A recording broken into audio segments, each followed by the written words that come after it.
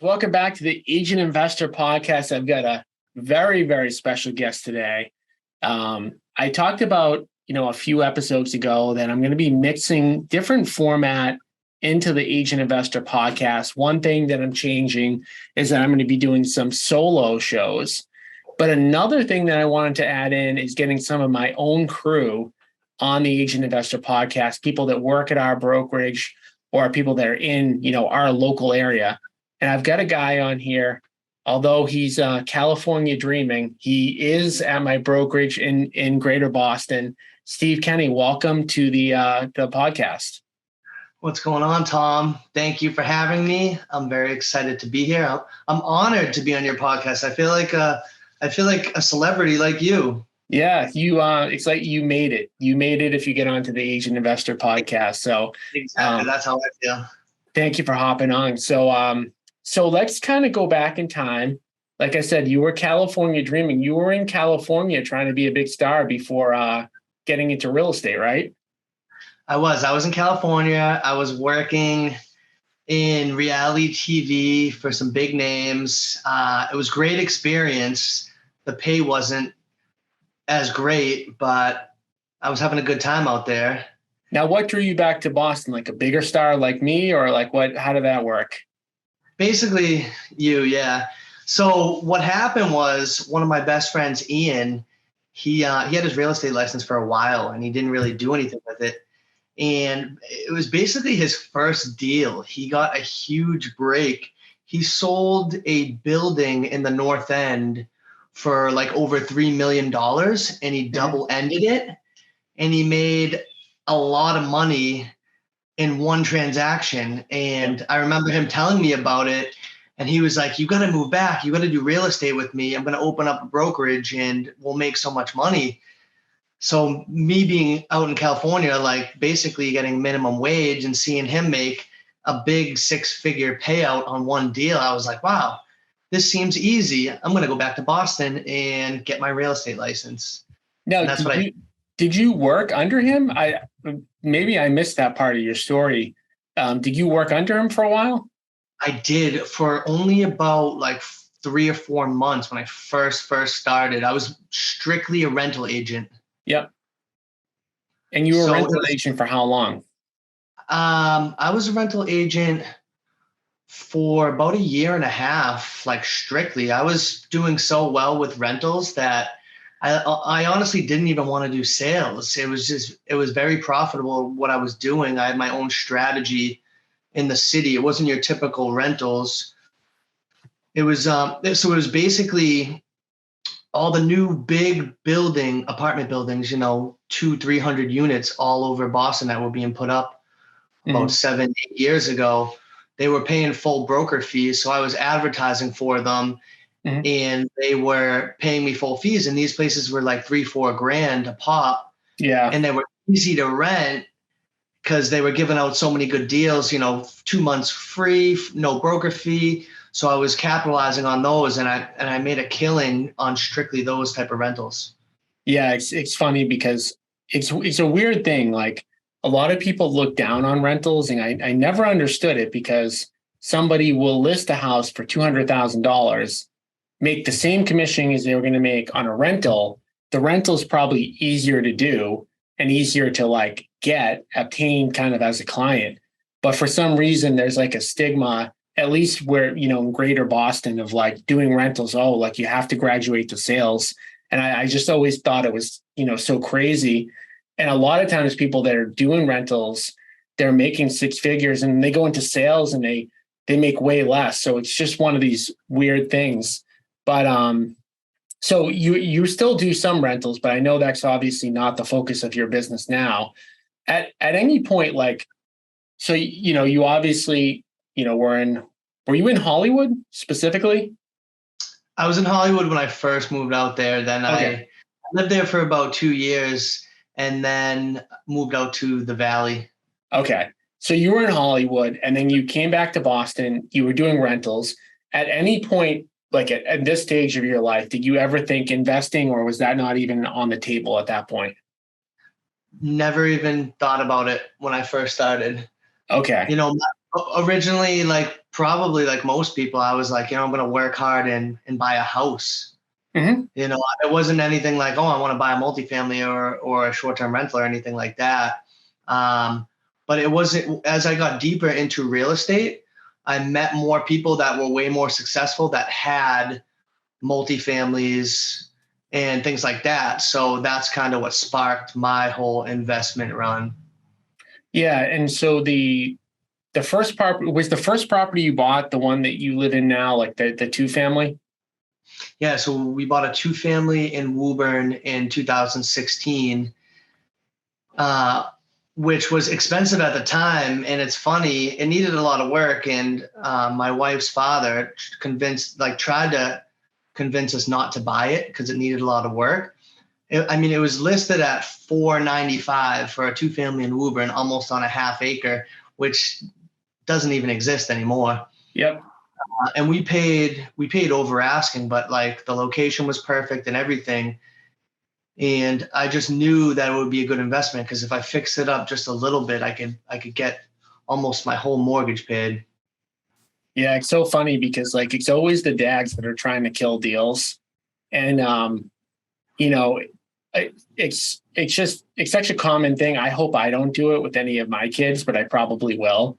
But it's like, in so many cases, like the dad isn't shopping for real estate at that time, so they don't even know what's out there, what's a good deal, what's not. So they just come into something, and then a lot of times, like they haven't bought a house in like 20 years or more, and they're looking at your price and being like, "Oh my God, like this is just insane." When in reality, it's just that's what prices are at now. And like you said, I mean, that's now 6 years ago, and you can't buy like Woburn's a nice town. You can't buy a two-family anywhere in Greater Boston, no matter how, undesirable the area is for that amount. And I know Absolutely. me and you talked about this before, but buying a multi to live in is definitely one of the best first steps that you can take. What were you kind of like cash out of pocket after the tenant paid you, like in the beginning, and then what is that now? As far as rents? Well, no. So like, obviously you had a monthly mortgage payment that was, whatever it was, and then the tenant paid you something. How much did you end up having to contribute every month after the tenant paid you in the beginning? In the beginning, me and my wife Erica, we each paid 500. So Wow. Look yeah, at that. So it's that's crazy. The mortgage was crazy. 3,000. My tenant was paying 2,000, and we were each paying 500 towards the Wow, mortgage. that's crazy. So I was thinking that you were going to tell me something where it was like kind of bad in the beginning and got a lot better, but $500 per month. I mean, again, you couldn't have rented even back then for even close to that. And then what do the numbers look like now? Or how much are they paying you now? Are they paying more than 2,000? Yeah, so they're paying more than 2,000, and we're basically living for free. We pay a little bit per month, Yeah. but we refied when the rates were in the twos. So our payment actually went down initially. So I initially put 5% down on the two family, and we didn't have PMI. We got the PMI built into our payment. Mm-hmm. And when the rates dropped into the twos, we refied, so that our payment went down significantly. Yeah, and so like it's so interesting because like just that alone, it's just such a simple thing. And a lot of people like they don't want to live in a multifamily, or they think prices are too high, or whatever the case is, the house needed too much work. And now, I mean, whatever the payment that you make is, in a few years, the rent is going to go up. And at some point, you're going to be getting paid to own that property with you still living for free. The difference between that and just somebody who has that, you had a $3,000 a month payment, you still have about a $3,000 a month payment. You're $3,000 a month that you don't have to make every month. So you're basically living, your financial picture is no different than if you were like living at home with your parents and you own an asset. I know you have a nice house, I've seen it. Well, actually, the best part of the house is the what you did with the garage. But Oh yeah, yeah, you my did. favorite. That was it. That was very exciting to see. But so you're living for free. So that's just a huge one thing. And then so after you did that, kind of like where did you kind of go from there? So we got the bug. We were looking for a while for another multifamily. Yep. Then we started traveling a lot. We started staying in Airbnbs and short-term rentals, and I started kind of doing my research on that. And then I was like, well, why don't we buy a short-term rental instead of another multi? Instead of living in one multi or having one multi and moving to another, because we didn't want to buy a single family. So I really started getting into short-term rentals, and then we decided to buy one of those for our next purchase. And then it just really took off where we were like, we want to shift from buying multifamilies to buying short-term rentals. Yeah. And so like, another scenario where what was it? Was it 2 years ago that you put the property under contract? Like it was around 2 years ago, right? It was the very end of 2020. Okay, so not even 2 years ago. Because I remember when we were standing outside the office and you told me about it, maybe you just had it under contract or something. But it was again another time where people were saying prices are too high. It's crazy to buy now. Like prices are going to come down. And you did it. You took the step forward. You did it. You renovated it. You did a big renovation to it. And how has that been working out for you so far? So it's been great. Yeah, we did a big renovation. We bought the place because it's in Conway, which is a destination in New Hampshire that I've been going my whole life, and it has everything there, Four Seasons. But this place in particular was on the Saco River. So it was a unique property. I've never even been to a house on a river, and we just really liked it. Like the amount of work probably scared a lot of people away, even though there were multiple offers. But we were kind of we're up for the challenge, and we were super fortunate because we had got a lot of equity in our two family. So we paid out of pocket for a lot of the work, but the remainder of the construction up north, we pulled a HELOC, home equity line of credit, from Woburn, and so we could make New Hampshire house as perfect as we wanted to, and it came out really great. Hey everyone, this is Tom Caffarella. I want to quickly interrupt the podcast to number one, thank all of my loyal listeners of the Agent Investor podcast and tell you guys really quickly about an exciting event we have coming up. It's a 2-day event. It's called the Passive Income Real Estate Investor Event that you can find out more details at passiveincomeevent.com. We're going to be doing a 2-day training session teaching all of the agents and all of the investors at the event on how to achieve financial freedom through real estate. If you're like me and your goal is to not work 80, 100 hours a week grinding, selling real estate, flipping homes, definitely check out this event. We're going to teach you how to build a passive income portfolio so that you can retire, so that you can work when you want, how you want, and ultimately achieve financial freedom. So again, go to passiveincomeevent.com for more details, and we look forward to seeing you at the upcoming event. Almost every person that I ever talk to that ever starts investing, they're like, I can't invest because I have no money. And, two simple moves that you made, right? You bought a property to live in, right? And rent out. You probably did you do like a 3.5% FHA, like low down payment type of deal? We actually didn't. We did 20%. All right. Well, you're ruining my story now. Steve, you put down 3.5%. You put down minimum. I put down 3.5%. Yeah. So either way, though, you bought something, with regardless, right? Even if you did put 3.5% down, you would have had enough equity to pull a HELOC because I know the value of that property was at least up like 100,000 or probably more like 200,000. So by buying a property that you live in, that you were only paying $500 a month. You had the ability to then pull a HELOC to then do another investment deal. And then so I know you put a ton of work into the place on Saco River. And then when you were done with that, did you also refi that out? Like what did you do with that?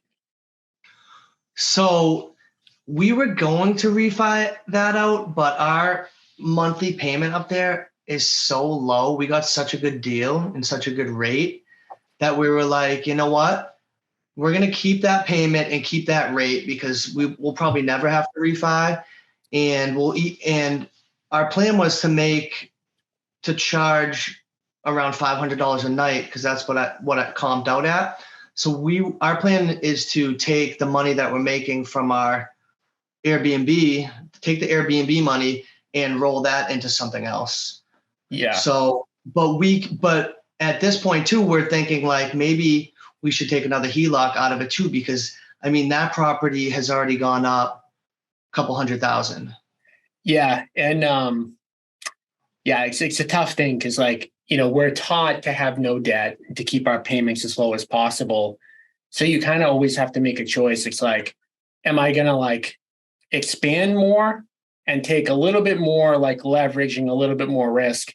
Or am I going to like play it safer, have more of a guarantee, but obviously grow slower, right? So there's no right answer to it. And there's people that only pay cash for houses. There's people that have no debt, no leverage. But you'll never be able to get money as cheap as like a home equity line. And if you want to move faster, that's probably the quickest way to get there. But again, this all goes back to everything's like a domino, because you started out making the right decision to live in a 2-family, which some people wouldn't do. They've turned their nose up at. I only want to live in a single family. You bought at the right time. You were able to pull equity out. Now you buy another property, put a ton of money into that, make that nice.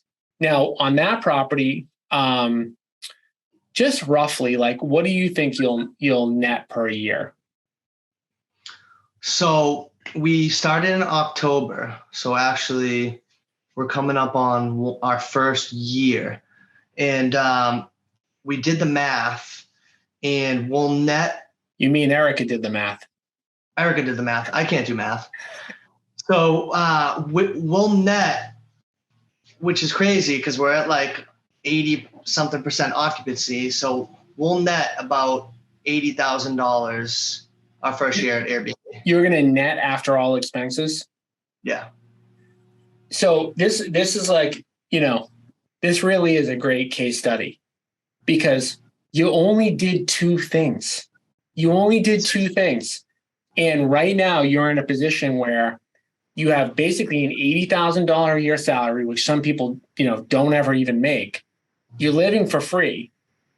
So you're basically at this point financially free from two moves. Now, again, of course, like $80,000, for a Hollywood guy might not be enough. Might be enough for just a poor little Revere guy like me. But those are just two moves, right?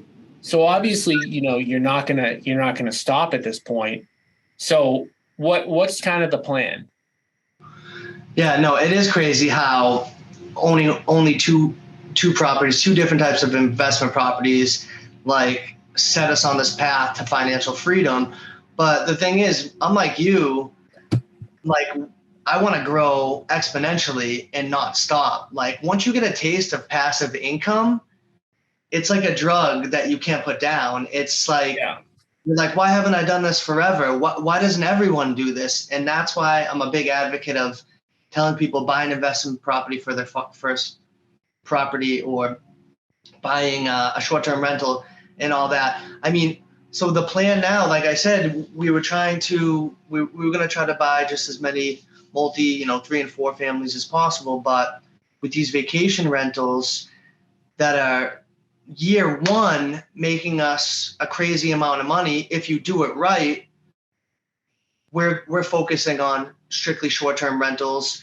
We travel a lot too. So it's like, I tell people, buy a place where you want to visit all the time. Because when it's not rented, we go up there and we have a blast up there. That's the best part, you know. We have a place that's getting fully paid for by renters, and then we can go up and enjoy it ourselves. Yeah. Yeah. And I know, like, you know, Jamie at our office, like his dad picked some really cool spots to have. Yeah. And it's like my best friend growing up, he's got 2 places in the Cape. He's got 2 places in Hawaii and a place in Cape Coral, Florida. And it's just like, you know, the collection of assets that he has. And he did it like, it's funny, he did it even less for investment than you did.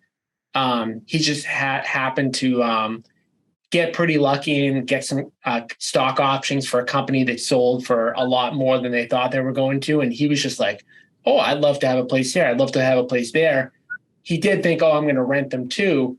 But, you know, he's almost doubled his equity on most of those properties, and they weren't cheap to begin with. So his net worth just from doing that stuff is like 1.5 to 2 times, you know, when he started. So that's the other thing, you know, that sometimes people don't think about, you know, just like, you know, you and everybody, like we all think cash flow first, because obviously we need cash flow to live and it has to cash flow for us to own it.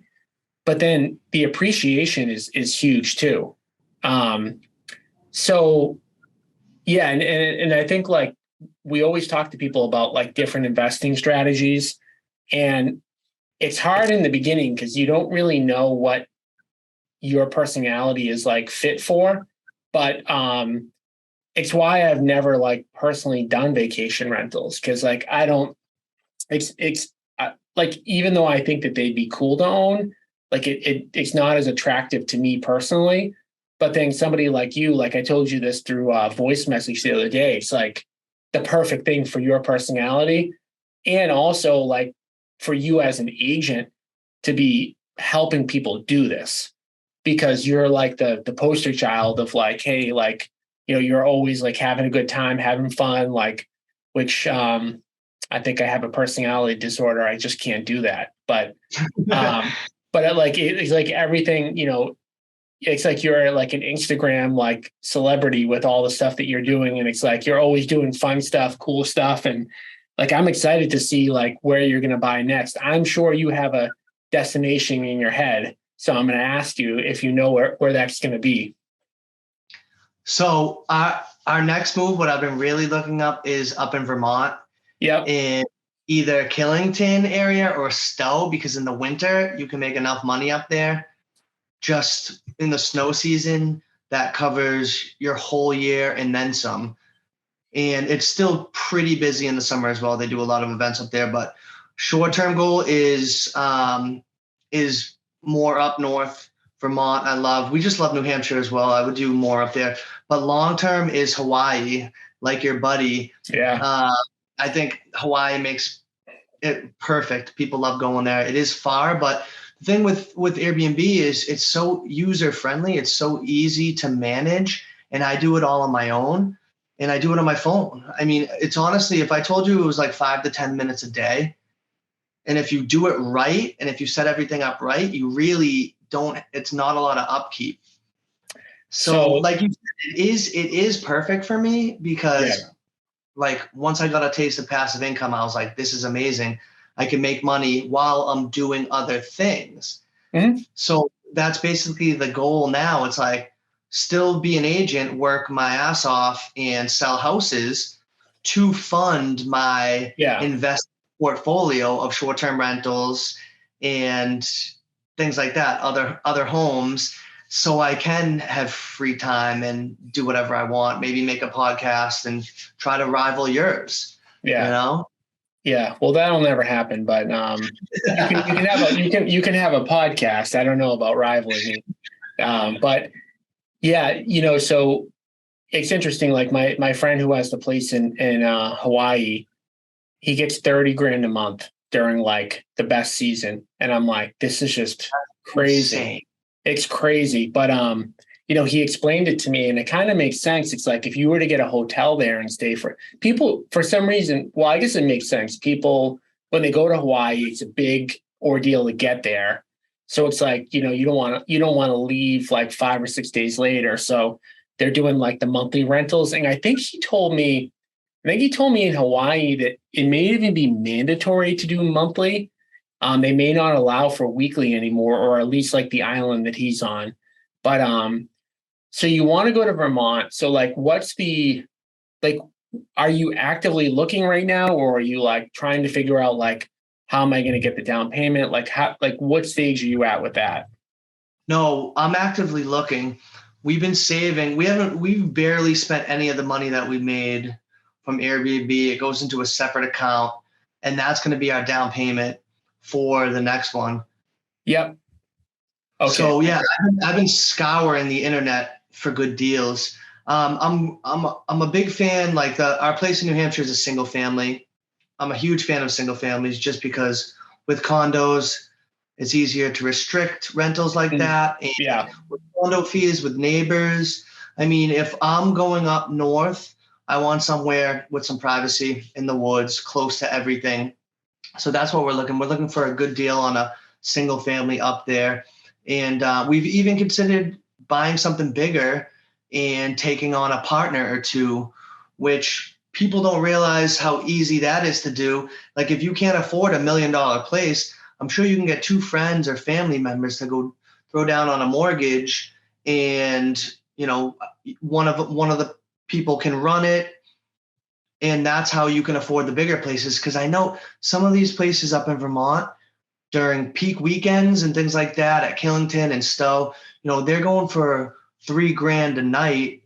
Sleep, say 10 people, 2-night minimum. I mean, that's $6,000 in 2 nights. Like, how are you going to make that on a long-term rental? It's just, if you do it right and you pick the right location, you're going to make money on it no matter what. Yeah, they're just different businesses. Even though they seem like they're really similar, they're different. And we're actually at our 2-day event. They probably haven't even asked you to do this yet, but we were talking about this yesterday. We want to do like a panel that's short-term rentals versus apartment versus multifamily, and get like a group of like 3 or 4 agents that are like short-term rentals and make the argument for short-term rentals, and then a bunch of people that are more like the longer term. And there's definitely pros and cons to like each. And it's just I think more than anything else, it's like you got to pick what excites you and what works for you, and then just kind of get as good at it as you can. What's the biggest piece of advice that you would give? Because a lot of agents, they know that they should invest, but they don't for whatever reason. What's the biggest piece of advice you could give to somebody who hasn't invested yet, but they know they should? My biggest piece of advice for people that haven't invested or haven't even bought a house yet is, for your first house, buy an investment property. Like I tell everyone that. A lot of people approach me about my 2-family for details about it, about my short-term rental. And like everyone wants that nice single-family home to live, to have your home base, to raise your family. But financially, if you want to set yourself up, your first purchase should be an investment property of any kind, a multifamily, a short-term rental, but definitely an investment. You just set yourself up for life. You set yourself up for passive income. And once you get that itch, it's all over from there. You'll buy more investments, and you'll realize how much better it is not having to depend on your job, where you can fall back on your investments. Yeah. And that's what you just said is actually up there for the list of like mistakes that I've made. And I've done a good amount of stuff on the investment side of the business and had some good success. But one thing I do regret, and it was something that me and Diana weren't on the same page about, was I wanted to buy a 2-family and she wanted to buy a condo. And unfortunately, she won. And so how that kind of played out for us, we bought a condo in 2008. I think we paid $265. And we recently sold it a few years ago for $330. So nice, healthy profit, $50,000 or something like that. nothing really to complain about. However, the 2-family that we bought, that we were thinking about buying, or I was thinking about buying, she wasn't thinking about buying it at all, but I was thinking about it, was $350, and that's probably worth like $750 today. So it's a huge difference, right? And I probably would still own that, and right now I'd be cash flowing like a good amount of money. So like it's all, obviously there's no one blueprint or roadmap that everyone needs to follow, but it's like there are, like, every small decision can have a big impact on what you're doing. And so and you're still living basically at 0 payment, and I'm not. Right. So you've got me beat there. So I have to, I mean, it's the reality, right? I have to have more cash flowing assets than you to be able to fit the bill on my lifestyle. So, but it's all personal preference. And, exactly. you're still, you've got it down with the long-term rentals. Like, yeah, you guys absolutely crushed that whole sector. So that's what you're good at. That's what I would keep doing. You don't need that short-term rental. I mean, you're doing these big development projects that are super passive, and the cash flow is great. So, I mean, I would absolutely stick with that. Yeah, no, I'm not complaining, but I always look and say, hey, how could you do something better? And there's always ways to kind of do something better. But that's why, like, I can't relax, because I see guys like you floating around in your Saco River, going down it, having fun, and just thinking, damn, he beat me. He bought that 2-family. He's living for free.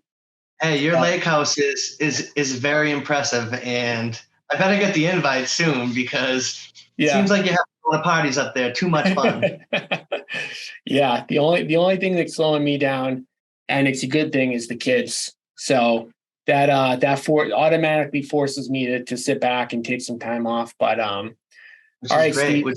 Steve, I do. I know. So I appreciate you coming on. We went a little bit over. I could keep talking to you probably all day long, but we try to keep the episodes to like 30, 35 minutes. So I want to thank you for jumping on and sharing, and we'll get this episode released in hopefully the next couple of weeks, and I'll talk to you soon at some point in the office. Absolutely. Thank you so much for having me, Tom, and I'll talk to you soon. All right. Thanks.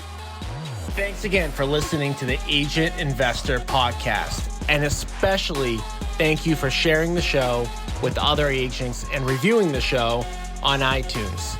Every time you share the show and leave a review, you are potentially changing someone's life.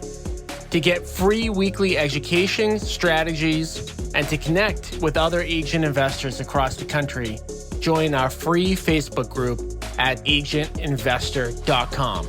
Again, that's agentinvestor.com.